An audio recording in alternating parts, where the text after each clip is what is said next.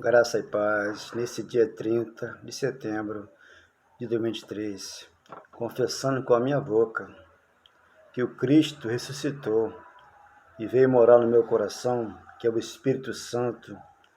Então ele falou a verdade quando ele disse: Eu vou, mas eu volto para vós outros e vos mostrarei um novo céu e nova terra, que é aqui onde nós estamos hoje, onde nós temos o amor, temos o perdão, temos a paz de espírito, temos mansidão, domínio próprio, temos paciência, temos a longanimidade, para entendermos que o corpo espiritual para com Deus, ele está pronto. Por isso somos um espírito aqui nesse corpo de carne, onde essa carne biológica, ela perece, porque ela é herança de Adão. Agora, o nosso corpo espiritual é de Cristo. Esse volta para ele, como fala Eclesiastes 12:7. A carne volta ao pó, que o deu, e o espírito, que é santo, volta para o céu, que é a nossa pátria, onde lá está o nosso Deus. E aqui está conosco já nesta manhã de sábado, em nome do Pai, graças a Deus. Então, meu amado irmão, vamos ouvir Deus falar ao nosso coração esta manhã em verdade e em amor. Colossenses capítulo 1, versículo 21 ao 23. E a vós outros também, que outrora erais estranhos e inimigos ao entendimento, nós, gentios, não éramos filhos antes da cruz, o judeu era filho, e nós fomos enxertados, nós gentios, na videira verdadeira. Por isso ele trouxe graça, amor e perdão para o nosso coração. Inimiga no entendimento pelas vossas obras malignas. Do 22. Agora, porém, vos reconciliou no corpo da sua carne. Nós fomos reconciliados com ele no corpo da morte da carne de Jesus de Nazaré, para que hoje nós possamos servir o outro, aquele que citou após a morte, para que possamos dar fruto para Deus. Romanos capítulo 7, versículo 4. Vós perante ele santos, inculpáveis e irrepreensíveis. 23. Se é que permaneceis na fé, porque a fé é a certeza daquilo que nós esperamos, e a convicção de fato que nós não vemos. Eu não tenho que ver para crer. Eu tenho que crer e entender que Cristo veio, mora em mim e mora em você, pela fé, alicerçado e firme na palavra da graça, não na lei de Moisés, porque a lei de Moisés era fraca e pobre, e ela teve que sair do meio para que a graça viesse e nos desse o entendimento.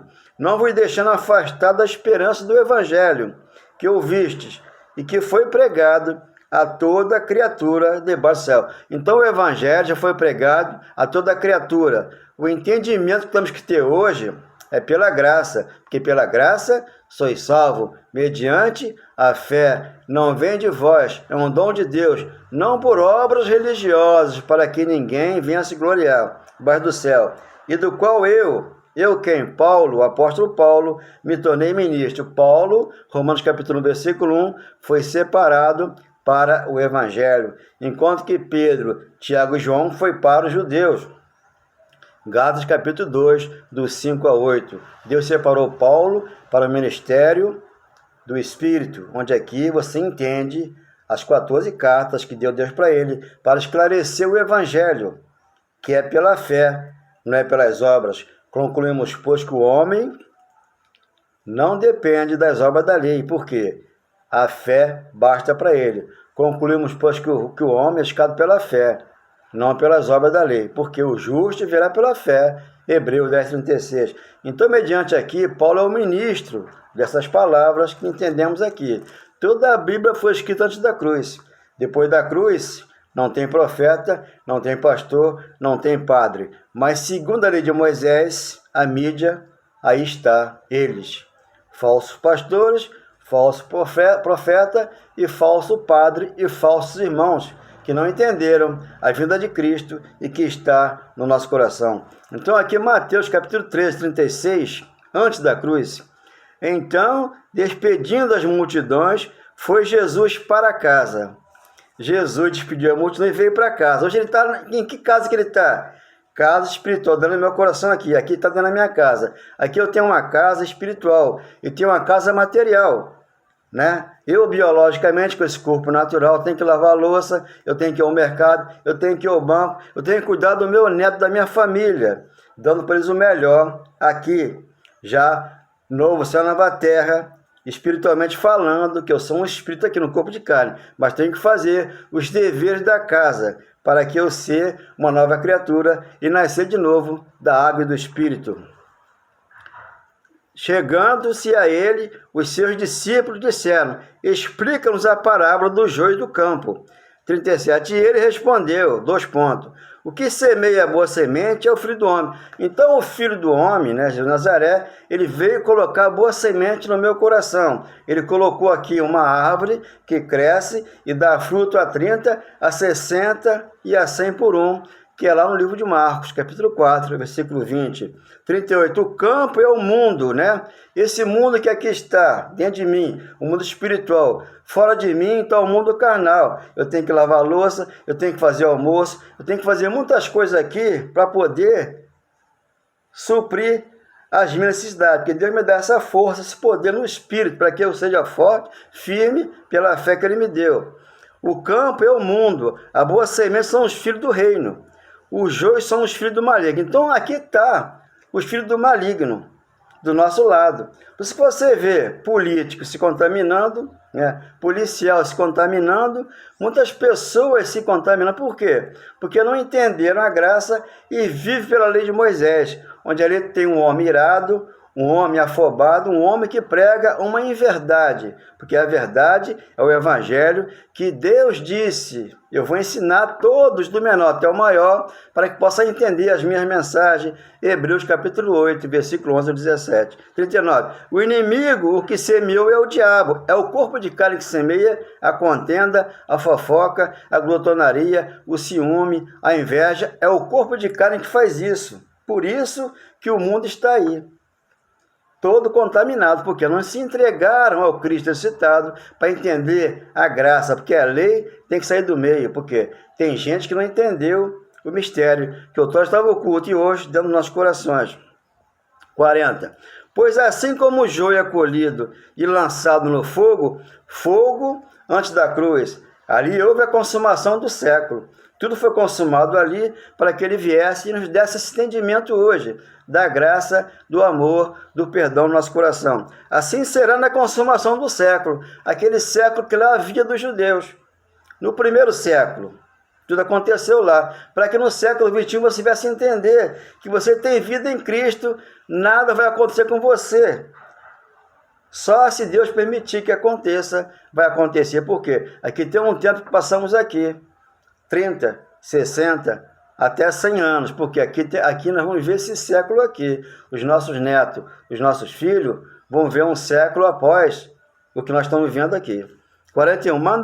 Mandará o Filho do Homem os seus anjos, que ajuntarão do seu reino todos os escândalos. Porque havia um escândalo lá para os judeus, havia uma sentença para os judeus, e essa sentença foi na cruz. Até a queda do templo, até a vinda da cruz que ele veio, né? E a queda do templo, gerou ali 2 a 4 anos. Então tudo foi consumado ali. Por isso que Paulo falou: aquele que vem virá e não tardará. Hebreus, capítulo 10, versículo 37 e 38. Então aconteceu tudo lá, na era de Cristo, na era de Paulo, de João, de Tiago, aqueles que lá viviam já com Cristo. Hoje não, estamos aqui com esse citado: aquele que citou e deu vida à igreja, que somos nós. 42. E os lançarão na fornalha acesa. Ali haverá choro e ranger de dentes. Quando o templo foi destruído, na consumação do século, ali houve esse ranger de dentes. Por quê? Ali havia um inferno, que era um crematório, que ele queimava, né, todos os assassinos, pessoas que eram ruins.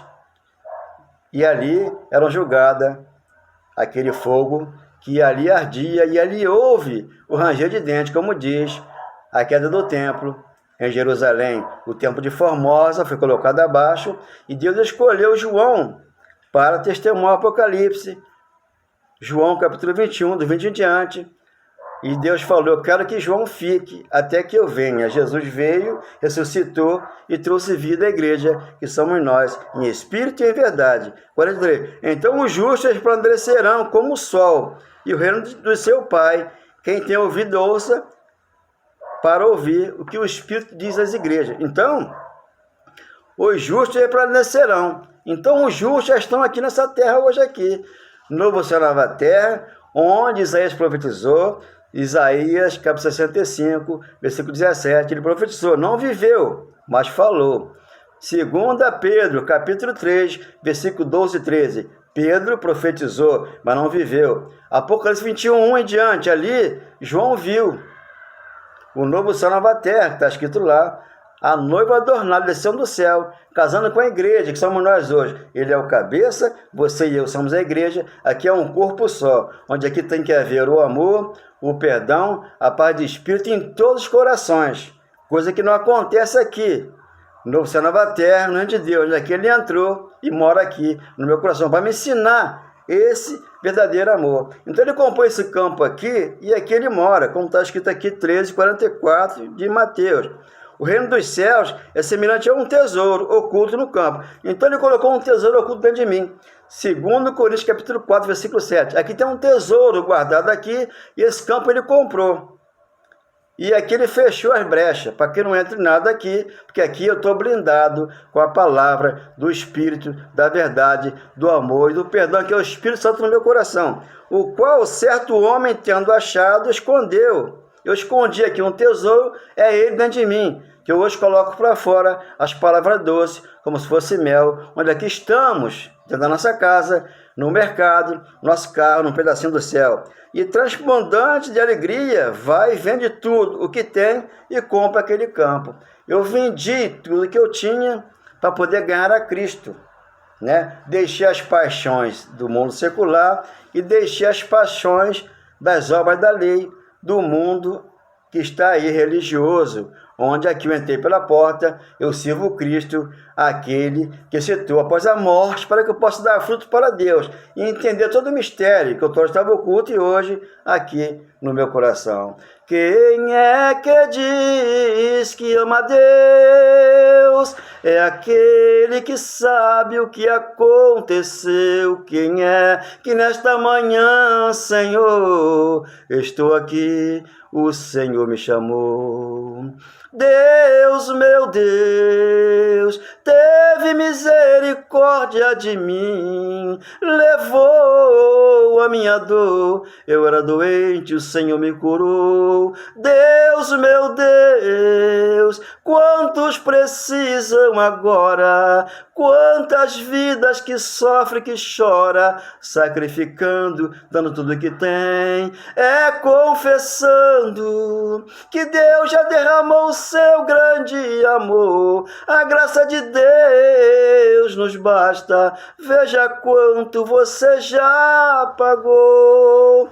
Então, meu amado, quando o apóstolo Paulo, que é o apóstolo da graça de Deus, que é o apóstolo aos gentios, ele fala, né? Deus fala com ele, 2 Coríntios 12:9, Paulo, a minha graça te basta. Você senta, ouve Deus falar ao coração, que te ama e não te abandona. Aí está Deus no teu coração, sem ter que fazer nada, a não ser crer. Por isso que eu falei, 3:28 3:28 de Romanos. Concluímos, pois, que o homem é escado pela fé, independentemente das obras da lei.